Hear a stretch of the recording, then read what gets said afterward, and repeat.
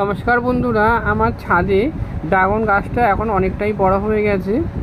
ছোট একটা ডাল এনে আমি প্রথমে লাগিয়েছিলাম, সেটা থেকে অনেকগুলো শাখা বেরিয়েছে।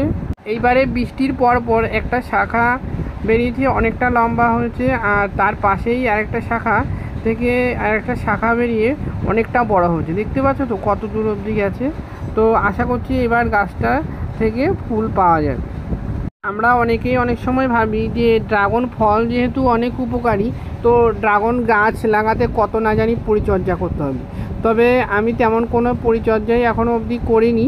তো এখানে আমি সবজি বা ফুল গাছে যেই ধরনের খাবারগুলো দিই, সেই খাবারই ড্রাগন গাছে দিয়ে থাকি।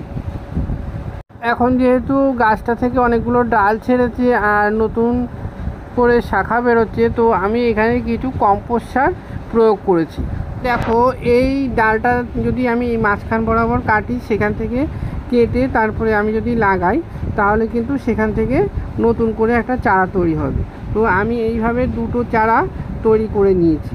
তোমরাও এইভাবে খুব সহজেই তৈরি করে নেবে। দেখতেই পাচ্ছ, এইটা থেকেও আবার নতুন করে শাখা বেরিয়েছে। এইভাবে আমি একটা ড্রাগন গাছ থেকে দেখো দুটো চারা তৈরি করে নিয়েছি। পরবর্তীতে আমি কিভাবে চারা তৈরি করেছি সেই নিয়ে ভিডিও বানাবো।